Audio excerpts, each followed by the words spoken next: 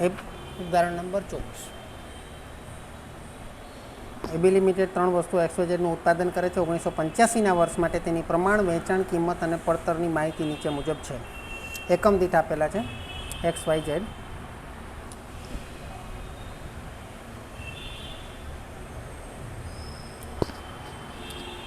વેચાણ કિંમત આપેલી છે 28, 60 અને 125.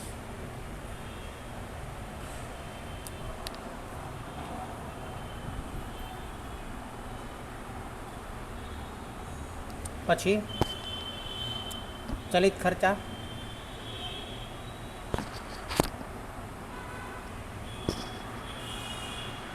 માં માલસામાન, મજૂરી અને પરોક્ષ બધા ચલિત જ છે.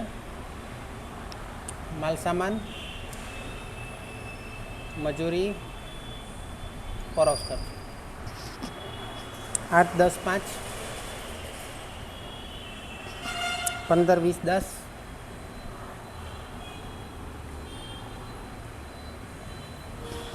20, 25, 20, 50, 25.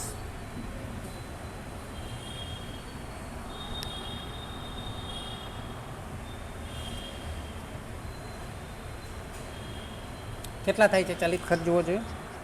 10 ને 8, 18 ને 5, 23, 20 ને 10, 30 ને 10, 40, 45, 25, 30, 75, 95. બરાબર ને? હેલો,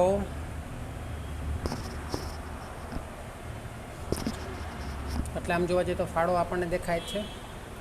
28માંથી 23 જાય તો 5, 60માંથી 45 જાય તો 15 અને 125માંથી 95 જાય તો 30. પ્રત્યક્ષ મજૂરી દરેક કિસ્સામાં કલાક દીઠ 2 લેખે ચૂકવાય છે. પ્રત્યક્ષ મજૂરી કલાક દીઠ 2 લેખે ચૂકવાય છે. આવતા વર્ષ માટે સ્થિર પરોક્ષ ખર્ચ બજેટમાં 25,000 નક્કી થયો છે. ટૂંકા ગાળામાં કંપની તેના પ્રત્યક્ષ મજૂર કલાકો વધારી શકે નહીં અને પરિણામે આવતા વર્ષે ફક્ત 35,000 પ્રત્યક્ષ મજૂર કલાકો જ પ્રાપ્ત થશે. એટલે મજૂર કલાકો આપણા માટે શું છે? મજૂર કલાકો શું કહેવાય? બોલો, કોને આઈડિયા છે મજૂર કલાકો શું કહેવાશે?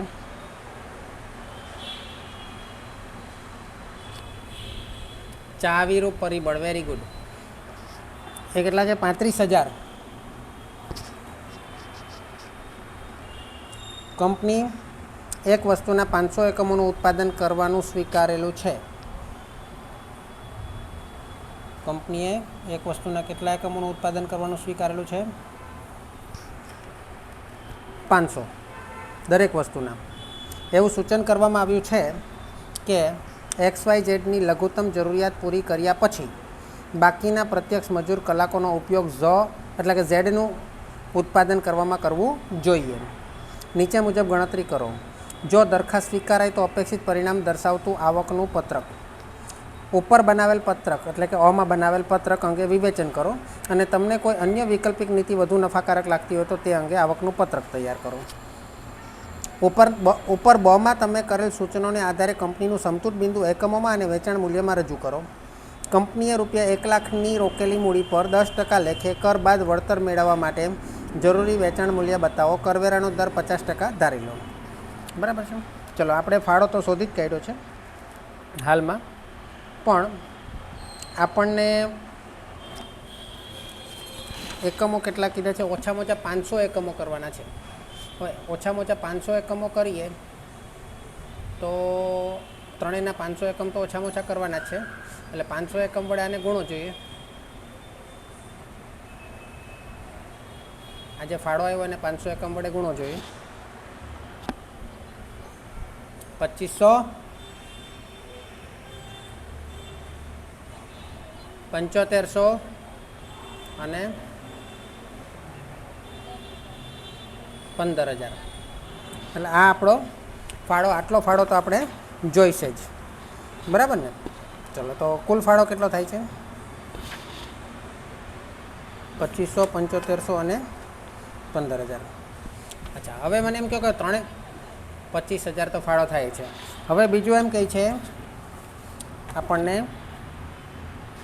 जो मजूर कलाको 3500 प्राप्य बनशे है ने। तो मजूर कलाको 3500 प्राप्य बनशे। पहला एनी गणतरी बी आपणे करवी पड़शे कि आपणे वधारानुं उत्पादन करवुं होय तो केटलुं करी शकीए। तो पहली बात तो आपणने तमे जुओ कि मजूरी आपेली छे। मजूरी केटली आपेली छे? 10, 20 अने 50। मजूरी 10, 20 अने 50 छे।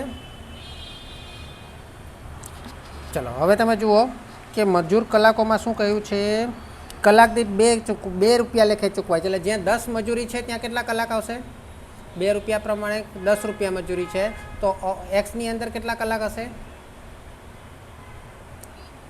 नहीं,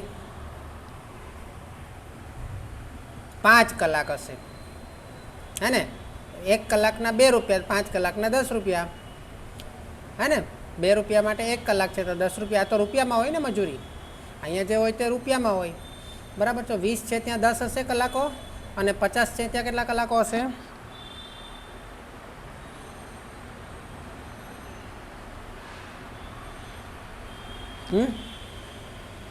25। એટલે હાલમાં આપણા કેટલા કલાકો વપરાયા? 25 + 10 + 5 કેટલા કલાકો વપરાયા?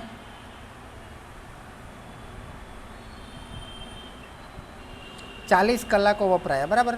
તો હાલમાં 40 કલાક વપરાય। આપણી પાસે કુલ કેટલા કલાક મજૂર કલાકો પ્રાપ્ય છે? अच्छा 40 કલાક અને એકમો પ્રમાણે જોવાના ને પાછા। 40 કલાક તો એકમ દીઠ છે અને એવા એકમો કેટલા છે? 500।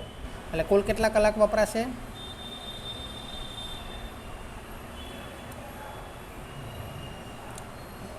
20,000 કલાકો વપરાશે બરાબર। 20,000 મજૂર કલાકો વપરાશે અને આપણી પાસે કેટલા કલાક છે? 35,000 છે। 35,000 કલાક છે તો એનો મતલબ કે 15,000 કલાકો હજુ વાપરી શકીએ તેમ છીએ। 15,000 કલાકો હજુ વાપરી શકીએ તેમ છીએ। આ 15,000 કલાકમાં એક્સનું અથવા વાયનું અથવા ઝેડનું વધારાનું ઉત્પાદન કરી શકાય। ઓકે चलो शू कही है लोग तीजी लाइन में तीजा पेरेग्राफ में XYZ की लघुत्तम जरूरियात एटले के 500 एकमों पूरी कर्या पछी बाकीना प्रत्यक्ष मजूर कलाकों उपयोग Z નું उत्पादन करवामां करवो जोईए। मानी लो कि आपणे Z નું उत्पादन करीए 15,000 कलाक है है ने। 15,000 कलाक है। हवे ए 15,000 कलाकना केटला रुपया जशे? 15,000 कलाकना रुपया केटला थशे?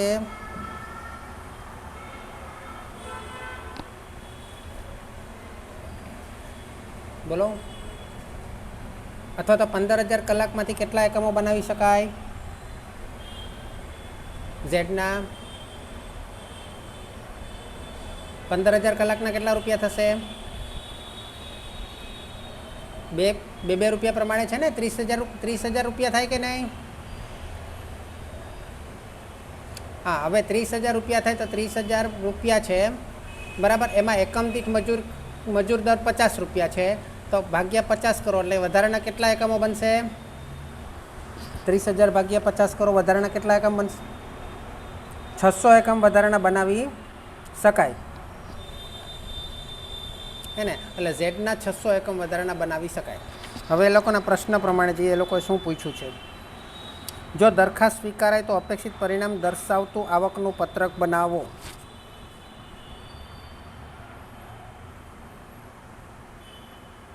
चलो तो पहला आपणे दरखास्त स्वीकाराय तो पहला तो आपणो कुल फाळो केटलो छे जोई लईए। 600 कलाक वधारा Z ना बनशे बराबर। आ Z माटेनी लख्युं छे। ओके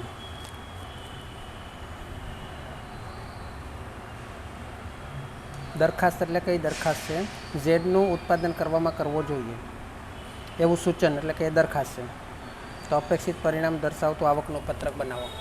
चलो तो हवे पहला बात तो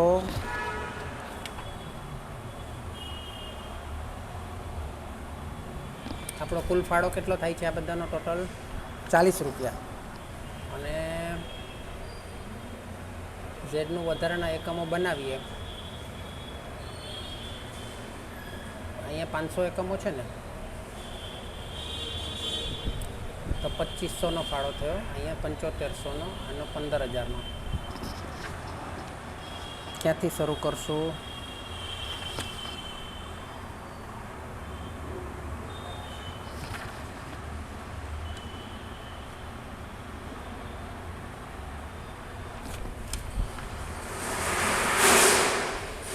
ચલો કંઈ નહીં, આપણે એક્સના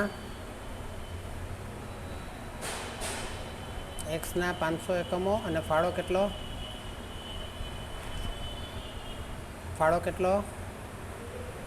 5 રૂપિયા, એટલે એના કેટલા થયા 2500. પછી વાયના 500 એકમો ગુણ્યા 5 રૂપિયા, અરે એના કેટલા છે ફાળો 15 એટલે 7500. ઝેડના 500 એકમો ગુણ્યા 30 ફાળો, તો કેટલા થયા 15000. અને ઝેડના વધારાના 600 એકમો, એમાં ફાળો કેટલો 30, 6 તરી 18000. હવે ટોટલ કરો જે કેટલા થાય છે, કુલ ફાળો આપણને કેટલો મળે છે, કુલ ફાળો કેટલો મળે છે, હા 43000. અને એમાં સ્થિર ખર્ચ બાદ કરીએ ને તો નફો ખબર પડે ને. સ્થિર ખર્ચા કેટલા છે 25000 નક્કી થયો છે એવું લખ્યું છે, હે ને 25000 નક્કી થયો છે. બાદ કરો એટલે આપણને નફો કે ખોટની ખબર પડે. એટલે નફો કેટલો થયો 18000. શું થયું કોણ, ઓકે. પછી બીજું શું કહ્યું છે, આ તો પત્રક બની ગયું હાલની પરિસ્થિતિ, હાલનો દરખાસ્ત માટેનું. ચલો પછી બીજું શું કીધું છે, ઉપરોક્ત બનાવેલ પત્રક અંગે વિવેચન કરો અને તમને કોઈ અન્ય વૈકલ્પિક નીતિ વધુ નફાકારક લાગતી હોય તો તે અંગે આવકનું પત્રક તૈયાર કરો. હવે તમે જુઓ કે આપણે સિમ્પલ વસ્તુ છે કે અહીંયા સૌથી વધુ ફાળો ઝેડનો જ છે, એટલે આમ જોવા જઈએ તો ઝેડના જ એકમો વધારાના હોય તે બનાવાય, બરાબર છે. હવે પણ આપણે એક પદ્ધતિ શીખી ગયેલા છીએ કે સૌથી વધુ આપણે એકમ દીઠ આપણે જે આને શું કહીશું આપણે ચાવીરૂપ પરિબળ જે છે એને મર્યાદિત સાધન જે છે આપણું, હા એ મર્યાદિત પરિબળ જે છે ચાવીરૂપ પરિબળ જે છે એને ધ્યાનમાં લઈને આપણે શું કરતા હતા, જેમાં વધારે ફાળો હોય તેના એકમો વધુમાં વધુ બનાવતા હતા. એ પ્રમાણે આપણે ગણવું હોય તો શું થાય એ જોઈ લઈએ આપણે. વાયની અંદર તમે જુઓ 15 છે ફાળો, અહીંયા 30 છે ને અહીંયા 5 છે, ઓકે. હવે આપણો ફાળો કેટલો હતો વાયનો, એક્સનો 5, 15 અને 30. હવે એકમ દીઠ ફાળો નક્કી કરીએ. તો એકમ દીઠ આપણે પેલી ફાળો નહીં પણ આપણે કલાક, મજૂર કલાકો છે ને એને, તો આની અંદર કેટલા કલાક છે, આપણે નીચે કલાક પણ એ લખેલા છે ને, કલાક 5 છે આની અંદર 10 કલાક છે અને આની અંદર 25 કલાક છે, હે ને. તો કલાક વડે ભાગી દઈએ તો 5 ભાગ્યા 5 કરો, એકમ દીઠ ફાળો 15 ભાગ્યા 10 5 અને 30 ભાગ્યા 25, ઓકે. હવે આ વસ્તુમાં કઈ વસ્તુ વધારે દેખાય છે તમને, આપણે જેની અંદર મર્યાદિત પરિબળ, જે મર્યાદિત પરિબળની વડે આપણે ભાગ્યા તો વાયનું વધારે બતાવે છે, તો એ જે આપણે ફાળો છે એને આપણે સૌથી વધુ એકમો બનાવવા જોઈએ. પણ પાછો નિયમ કે વસ્તુ એ છે કે XYZને સંતોષ્ટિ માટે 500 એકમ તો બનાવવાના જ છે, હે ને. એટલે 500 એકમ તો આપણે બનાવીએ, એટલે 500 ગુણ્યા 5 એટલે 2500, પછી 500 ગુણ્યા 15 એટલે 7500 અને 500 ગુણ્યા 30 એટલે 15000. આટલા તો બનાવવાના જ છે. હવે બીજા વાયના બનાવીએ વધારાના, તો વાયના કેટલા બનાવી શકાય, તો કે આપણી પાસે 1.5નો ફાળો આવે છે. અચ્છા, વાયના બનાવવાના છે તો વાય માટે આપણી પાસે કલાકો કેટલા છે, એકમ દીઠ 10 કલાક. અચ્છા, અને આપણી પાસે મર્યાદિત પરિબળમાં કુલ કેટલા કલાક ઘટ બચે છે, 20000 કલાકમાં 35000માંથી 20000 જાય તો 15000 કલાક બચે છે. તો 15000 કલાક જે છે, 15000 જે કલાક છે એને આપણે 10 વડે ભાગીએ તો કેટલા આવે છે, 1500 એકમો બનાવી શકાય. અને 1500 એકમ આના બનાવીએ તો વાયના 15 રૂપિયા લેખે કેટલા થાય છે ફાળો, 22,500 થાય ને. 22,500 થાય. તો જો અહીંયા આપણને ફાળો વધી ગયો, અહીં ફાળો વધી ગયો ને, ટોટલ કરો જોઈએ, ટોટલ કરો જોઈએ 2500 પ્લસ 7500 પ્લસ 1500, 15,000 પ્લસ 22, 47,500. અને આપણો સ્થિર ખર્ચા કેટલા છે બાદ કરો, 25,000 બાદ કરો, કેટલા આવે છે 22,500. અહીંયા નફો વધારે થયો ને પહેલાં કરતાં, ઝેડ કરતાં વાયમાં નફો વધારે થાય છે. ભલે એનો કુલ ફાળો વધારે છે, પણ આપણું મર્યાદિત કરતું પરિબળ છે એને ધ્યાનમાં લઈએ તો આપણો મર્યાદિત કરતા પરિબળ પ્રમાણે એનો ભાગ વધારે આવે છે. બરાબર છે, એની અંદર એ આપણને ફાયદાકારક છે. ઓકે, ચાલો હવે ત્રીજો સવાલ શું છે?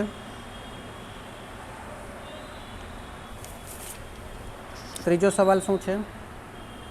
ઉપર બમાં તમે કરેલ સૂચનને આધારે કંપનીનું સમતૂટ બિંદુ એકમમાં અને વેચાણ મૂલ્યમાં રજૂ કરો.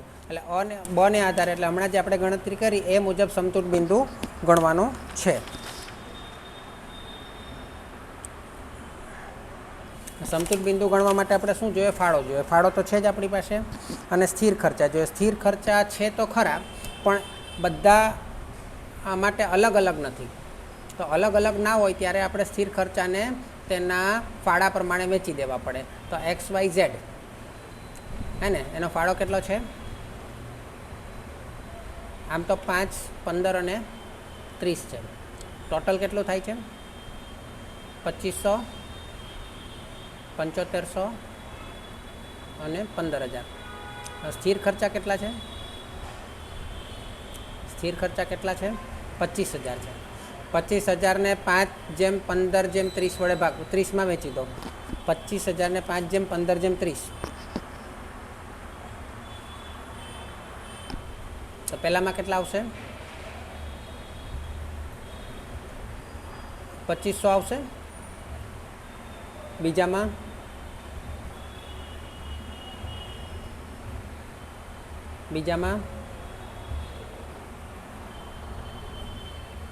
9,000 આવે છે. 9,000 આવે છે. 25,000 ગુણ્યા 15 ભાગ્યા 50,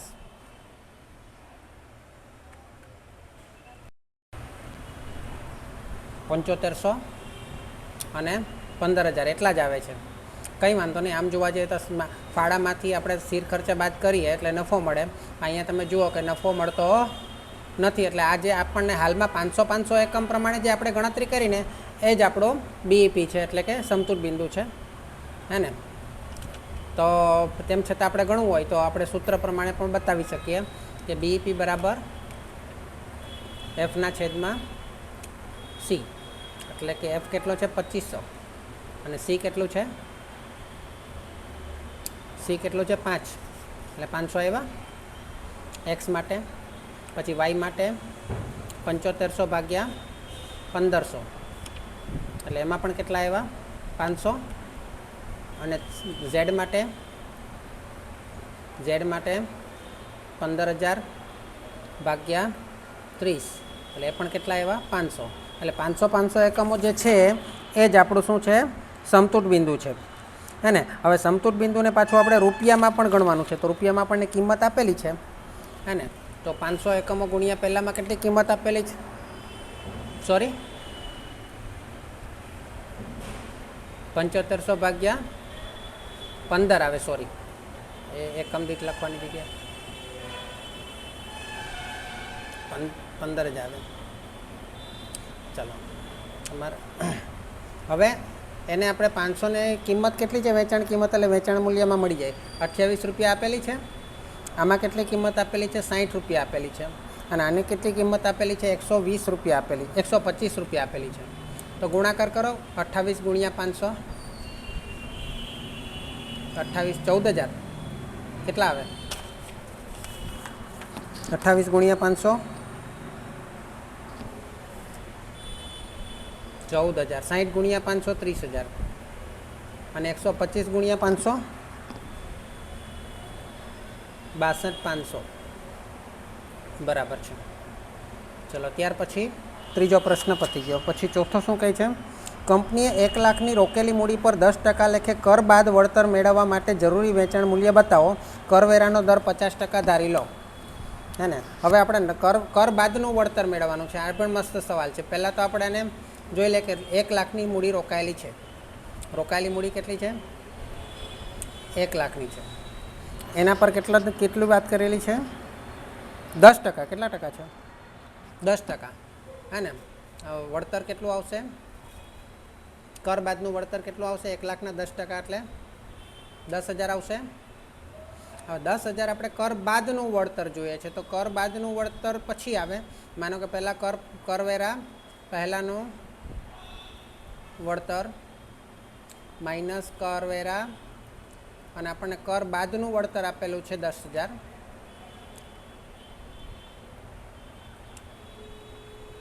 તો કરવેરા કેટલા હશે? 50% લેખે. કોણ કહેશે 50% લેખે કરવેરા કેટલા હશે? સોરી,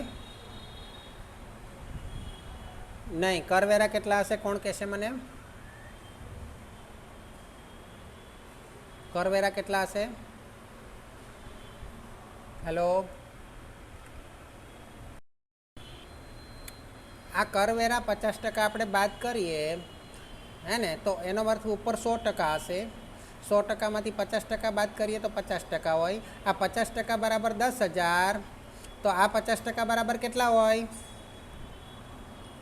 પ્રીતિ, રોહન, હેલો. તો કરવેરા પહેલાંનું વળતર કેટલું જોઈએ આપણને? 20,000 જોઈએ ને? 20,000નું આપણે વળતર જોઈશે વધારાનું. એટલે 20,000નો નફો આપણો જોઈએ, હે ને? હવે 20,000નો નફો આપણે કમાવવો છે. તો હવે આપણે 20,000નો નફો કમાવવો હોય તો શું કરવું પડે? તો કે આપણે ઊંધેથી જ ગણતરી કરી છે, તો ઊંધેથી જ કરીએ.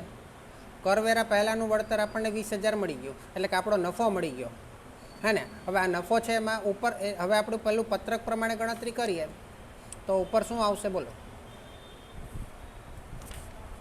શું આવશે? ફાળો આવે. અને ફાળામાંથી શું કરીએ આપણે? સ્થિર ખર્ચા બાદ કરીએ. તો સ્થિર ખર્ચા કેટલા છે? સ્થિર ખર્ચા કેટલા છે? 25,000 છે. અને અહીં 25,000 એટલે ફાળો કેટલો જોઈએ? કુલ આપણને કુલ ફાળો કેટલો જોઈએ?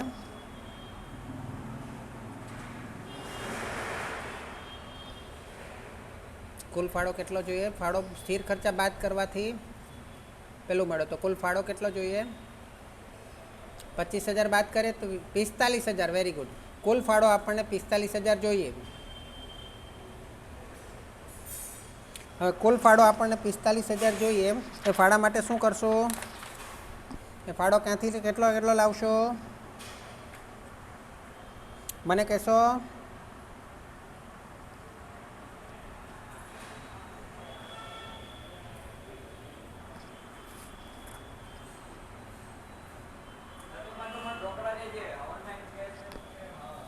બોલો.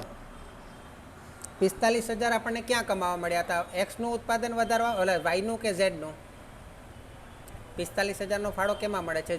ઝેડમાં તો આપણને કેટલો ફાળો મળેલો? 43,000 મળેલો. જુઓ, ઝેડમાં તો 43,000નો ફાળો મળેલો ને? ઝેડમાં કેટલો ફાળો મળેલો? 43,000નો મળેલો. અચ્છા, હવે આપણે વાયમાં આપણને કેટલો ફાળો મળેલો? વાયમાં ઉત્પાદન વધાર્યું તો 47,500નો. એટલે આપણે વાયના ઉત્પાદન વધારશું. એક્સ અને ઝેડનું તો 500 જ રહેવા દઈશું. વાયનું કેટલું કરશું? એક્સ અને ઝેડનું આપણે ગણી લઈએ 2,500 અને 15,000.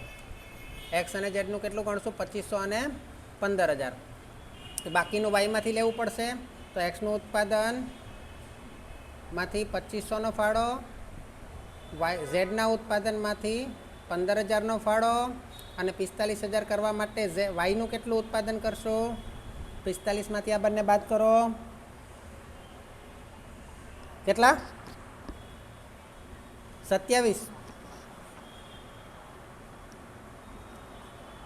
27,500 ને? એટલે 27,500નો આપણે આમાંથી ફાળો લાવશું. હવે આ ફાળો કઈ રીતે લાવશું? તો ફાળો એટલે S - V. હે ને. હવે એસ માઇનસ વી એટલે આપણે ગણતરીમાં હજુ થોડું આને સાઈડમાં કરું છું. ઓકે, આને થોડું આ બાજુ લઈ લો. હજુ આપણે થોડું આમ ગણતરી કરીએ. અચ્છા, 2500નો ફાળો કેવી રીતે આવે છે એસ માઇનસ વી કરવામાં? તો એક્સના કેટલા, એક્સની કિંમત કેટલી, એક્સમાંથી આપણને કેટલા મળતા હતા ઉપર આપણે ગણતરી કરેલી ને 14000. અહીંયા ઉપર લખેલા છે જો 14000 ને.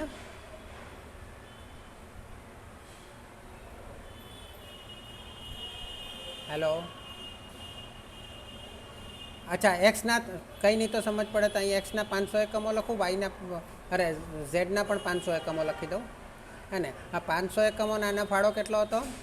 આનું વેચાણ કિંમત કેટલી હતી? 28. અને આની વેચાણ કિંમત કેટલી હતી? 125.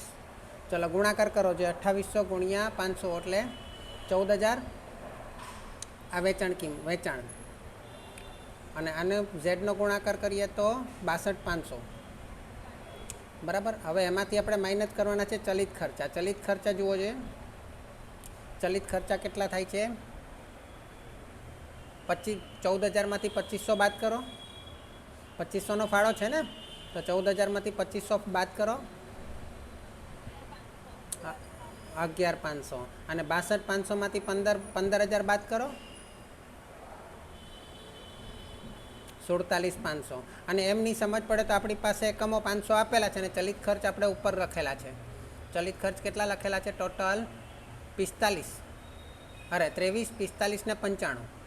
હે ને, 23, 45 ને 95. બરાબર. અહીંયા હું બાજુમાં લખી દઉં છું. આના 23 હતા, આના 45 હતા અને અહીંયા 95 હતા. 95 ગુણ્યા 500 કરો જોઈએ. 47500 આવ્યા. અને 23 ગુણ્યા 500 કરો જોઈએ. 11500 આવ્યા.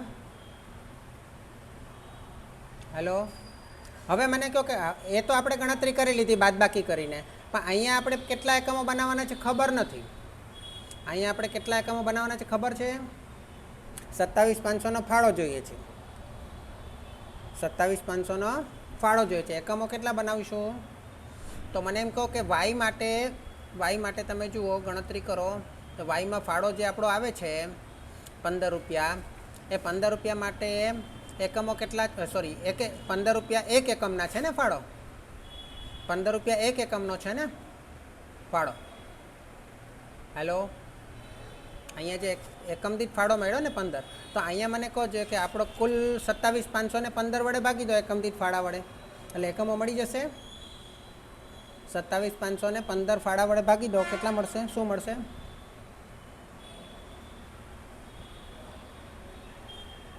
1733 કે 34?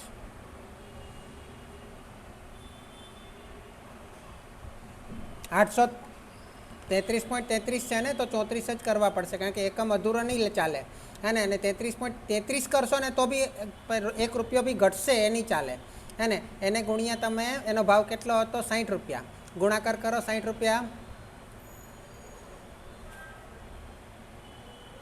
1834 ગુણ્યા 60 કરો 1,10,000.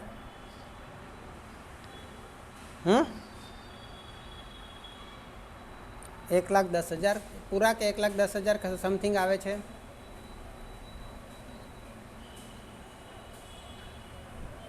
એક 1,10,040 જેવું આવે છે એમ લખેલું છે બુકમાં.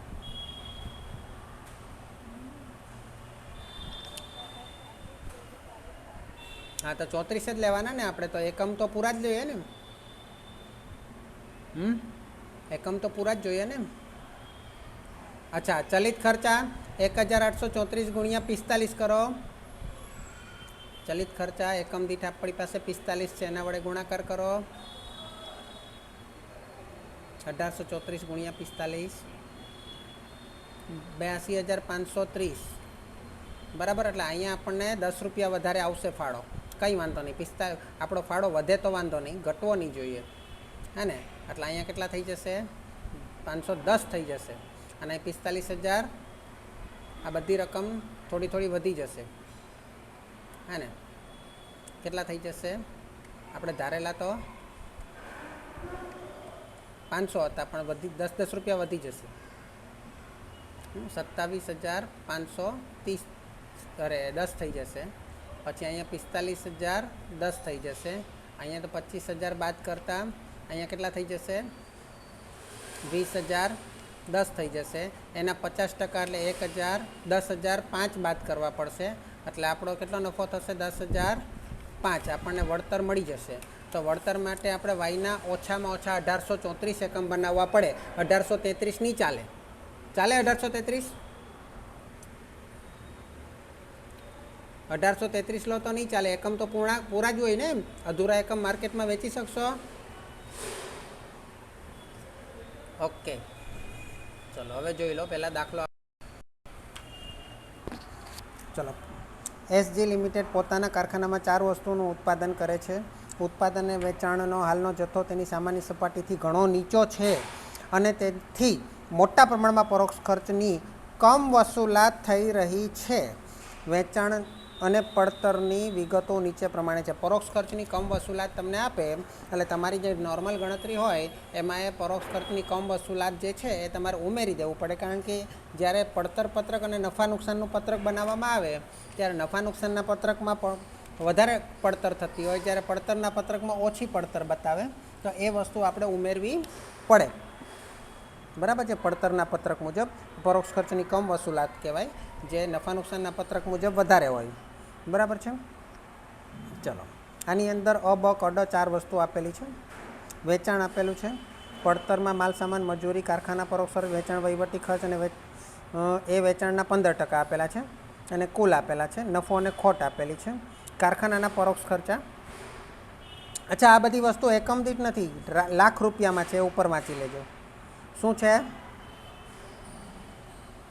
લાખ રૂપિયામાં છે ને? ઓકે, ચલો. હવે કારખાના પરોક્ષ ખર્ચની કમ વસૂલાત 24 આપેલી છે. 24 લાખ એટલે પ્લસ કરી દેવા પડશે આપણે ખર્ચામાં. નફામાંથી માઇનસ થાય, ખર્ચામાં પ્લસ થાય. અને કરવેરા પહેલાંનો નફો મળેલો છે. સામાન્ય ઉત્પાદન સપાટીએ 40% કારખાના પરોક્ષ ખર્ચ ચલિત છે અને વેચાણ અને વહીવટી ખર્ચા 5% સુધી ચલિત, વેચાણના 5% સુધી ચલિત છે.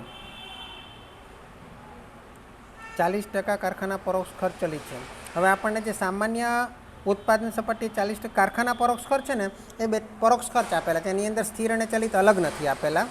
બરાબર છે ને? વેચાણ અને વહીવટી ખર્ચા જે છે એ 15% આપેલા છે, પણ વેચાણના 5% સુધી ચલિત છે અને બાકીના 10% સ્થિર છે. બરાબર છે? એટલે એ પણ ધ્યાનમાં રાખવું પડશે આપણે. વસ્તુ કનું 20% વેચાણ વસ્તુ અના અનુસંધાનમાં થાય છે. ઓકે, વસ્તુ કનું ઉત્પાદન બંધ કરવામાં આવે તો તેનાથી વસ્તુ અનું વેચાણ 10% ઘટશે. તેના વિકલ્પે જો વસ્તુ કનું હાલનું વેચાણ 80% ઘટાડીએ તો વસ્તુ અનું વેચાણ ટકી રહે. વસ્તુ કમાં જે ખોટ થઈ રહી છે તે અનુસંધાનમાં સંચાલકો પાસે નીચે મુજબની 3 દરખાસ્તો છે. દરખાસ્ત આપણે પછી વાંચીએ. હાલમાં આપણને જે પરિસ્થિતિ આપેલી છે એની ગણતરી આપણી રીતે કરી લઈએ. આપણી રીતે એટલે પહેલી વાત તો આપણે કારખાનાનો ખર્ચ, કારખાનાના ખર્ચા જો છે ને કુલ કેટલા છે? 160 છે ને? એ કુલ ખર્ચામાં આપણે પહેલાં ટોટલ કરી દઈશું, કારણ કે એ કારખાના પરોક્ષ ખર્ચની કમ વસૂલાત છે એવું લખેલું છે. ખાલી કમ વસૂલાત નથી લખ્યું, કારખાનાની કમ વસૂલાત તો કારખાનામાં ઉમેરવું પડે. તો કારખાના પરોક્ષ ખર્ચ કેટલા છે? કુલ 160 લાખ. એમાં કમ વસૂલાત કેટલી છે? 24 લાખ. એ પ્લસ કરે કુલ કારખાના ખર્ચ મળશે આપણને 184 લાખ. 184 લાખ જે છે એની અંદર પાછા ચલિત અને સ્થિર અલગ અલગ કીધા છે. સામાન્ય ઉત્પાદન સપાટીએ 40% કારખાના પરોક્ષ ખર્ચ ચલિત છે. ઓકે, તો આના 40% ચલિત. પહેલાં ચલિત બાદ કરો. 40%. 184ના 40% કોણ બોલશે?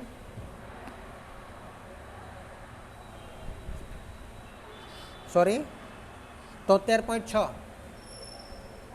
ઓકે, તો બાકીના 60% સ્થિર હોય, બાદ બાકી કરો અથવા તો 60% કરો. 110.4 એટલે આ સ્થિર છે, બરાબર છે. ઓકે, આપણે ચલિતનું જ વધારે કામ છે. અચ્છા, ત્યાર પછી વેચાણની અંદર પણ એવું છે ને,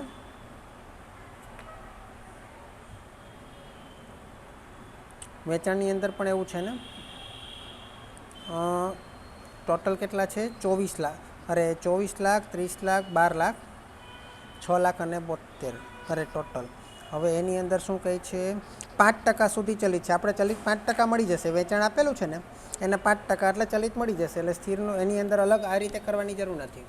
ચાલો, કંઈ વાંધો નહીં. હવે આપણે સીધું પડતર પત્રક બનાવી દઈએ. બરાબર. ચલો, અ, બ, ક અને ડ. બરાબર છે. વેચાણ કેટલું છે? 160, 280, 40.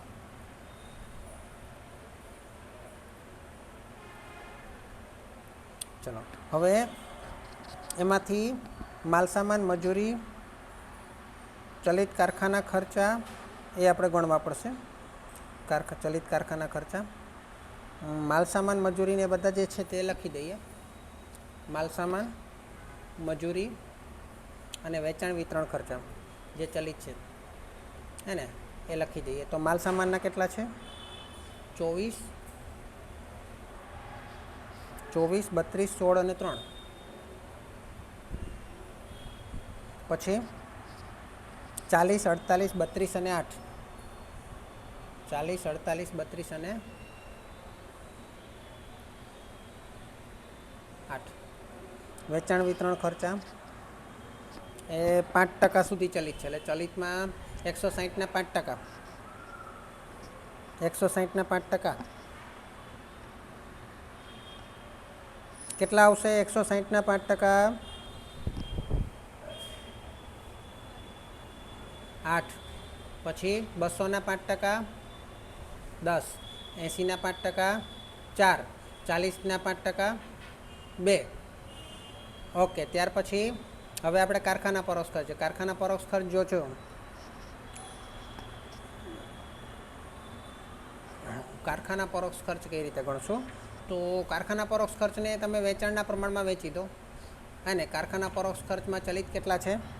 73.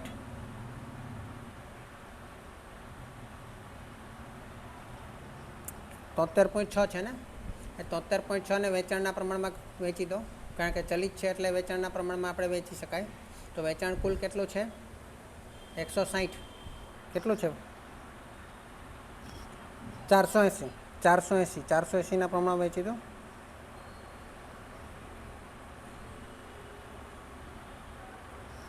નહીં, ઉભા રહો. એવું નહીં કરો. આપણને કારખાના પરોક્ષ ખર્ચ અલગ અલગ આપેલા છે ને, અલગ અલગ આપેલા છે. કેટલા આપેલા છે? 48, 64, 40 અને 8. એની અંદર એના પ્રમાણસર આપણે કમ વસૂલાત પ્રમાણસર વેચી દઈએ. કેટલી કમ વસૂલાત કેટલી છે? તો કમ વસૂલાત કેટલી થઈ આમાં? 124 છે ને. એક કામ કરીએ ને, આપણે ડાયરેક્ટ આમ જ ટકા જ ગણી લઈએ ને. 24 છે તે 160ના કેટલા ટકા છે? 24 ભાગ્યા 160 ગુણ્યા 100 કેટલા ટકા થાય છે?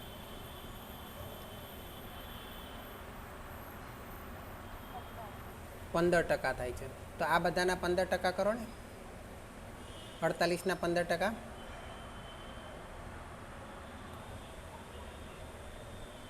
7.2.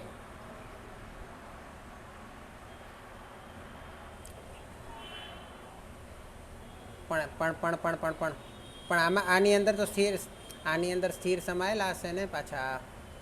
ચલિત પહેલાં તો આના 40% કરવા પડશે. સોરી, મેં પહેલાંથી અલગ ગણતરી કરેલી હતી તો ચાલતે. કંઈ નહીં, પહેલાં કેટલા છે? કારખાના 48 છે ને, 48ના 40% કરો. આ 15%. 48ના 40, સોરી 19.2. પછી 64ના 40%. 25.6. પછી 40ના 1.6. 40 40%, 16 આવે, 8 40%, 3.2. હવે એના 15% કરો, હવે આવી જશે. હવે એના 15%, 19.2 ના 15%, 2.88, પછી 25.6 ના 15%, 3.84, પછી 16 ના 15%, 2.4 અને 3.2 ના 15%, 0.48. જો ફરીથી તમને સમજાવી દઉં, કારખાના પરોક્ષ ખર્ચ આપણું કુલ કેટલું હતું? 160 હતું. એને એની અંદર આપણે કમવસૂલાત પ્લસ કરી 184 થયું, અને ચલિત ખર્ચા 40% અલગ કર્યા અને સ્થિર ખર્ચા અલગ કર્યા. હે ને, એ રીતે કર્યું તો બી ચાલે. અચ્છા, આને આપણે ડાયરેક્ટ કરવું હોત ને તો બી થતે. 184 જે છે ને, 184 એને આપણે 184 નહીં પણ 73.6 છે ને, આ 15%, 73.6 બધાના અલગ અલગ કરવા જ પડશે. આ તમે જે કર્યું છે ને તે બરાબર જ કર્યું છે. તો આ બંનેનો બધાનો સરવાળો કરી દો હવે ચલિત ખર્ચનો. તો હું તમને પહેલાં ફરીથી બતાવી દઉં, એક વખત સમજાવી દઉં કે આપણે આજે 160 જે છે એની અંદર સ્થિર અને ચલિત બંને છે.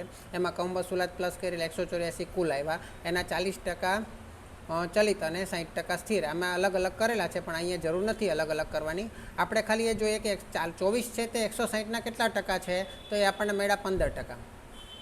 હે ને, આ 15% મળી ગયા ને. અચ્છા, હવે એ કુલના 15% કરીએ તો પરોક્ષ ખર્ચની કમ વસૂલાત મળે, પણ આપણે ચલિત ખર્ચ અલગ કરવાના છે. ચલિત ખર્ચ 40% છે, તો આપણે જેટલા કારખાના પરોક્ષ ખર્ચ આપ્યા હતા બધા ABCD બધાની અંદર 40% પહેલાં લખી દીધા, અને 15% એના 15% કમ વસૂલાત છે, બીજા એમાં પ્લસ કરી દેવાના છે. બરાબર છે, સિમ્પલ જ છે. તો એ રીતે થઈ જશે. તમે સરવાળો કરી દો હવે. 24 + 40 + 8 + 19.2 + 2.88 કેટલા આવે છે?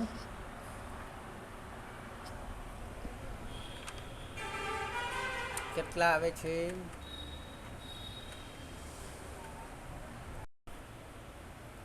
94.08. પછી આમાં ટોટલ મારો, આનું ટોટલ મારો. ઓકે, પછી આ બધાનું ટોટલ બુકમાંથી લખી દઉં છું.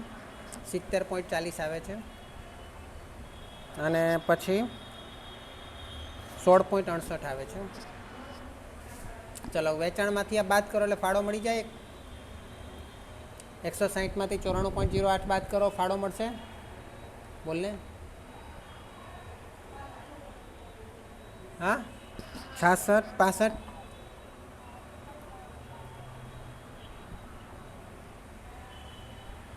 પછી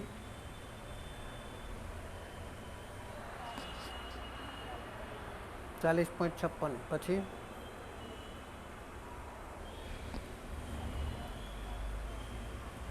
89.6. પછી હા 80.56 છે. 80.56. પછી આ કોઈ આવ્યું જોઈન થયું. ઓકે, પછી તો છેલ્લામાં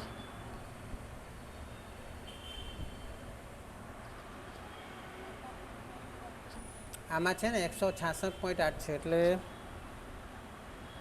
કેટલો આવે છે? નહીં, 16.68 છે ને, સોરી 16.68. અને આમાં કેટલા? 89.6 આવે છે. કંઈક ભૂલ છે. 80માંથી 70 જાય તો 89 ક્યાંથી આવે? 9.6. અને 40માંથી 16.68 જાય તો 23.32 આવે. ચલો, હવે નફો મળતો, એટલે નફો તો નહીં કહેવાય, બસ આ મળી ગયું ને, ફાળો એ જ કામનું છે. આપણે હવે શું કહી છે? હવે મહિને આપણે ઓપ્શન વિચારવાના છે. અહીંયા વસ્તુ કનું 20% વેચાણ વસ્તુ અના અનુસંધાનમાં થાય છે, અને જો વસ્તુ કનું ઉત્પાદન બંધ કરવામાં આવે તો તેનાથી વસ્તુ અનું વેચાણ 10% ઘટશે. કનું ઉત્પાદન જે બંધ કરીએ તો અનું પણ ઉત્પાદન ઘટે. જો વસ્તુ કનું હાલનું વેચાણ 80% ઘટાડીએ તો વસ્તુ અનું ઉત્પાદન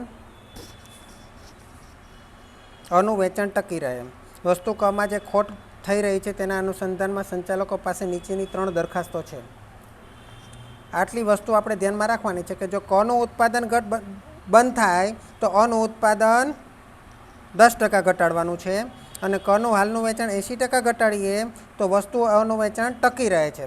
હવે આપણે પહેલાં ઓપ્શન વિચારવાના છે.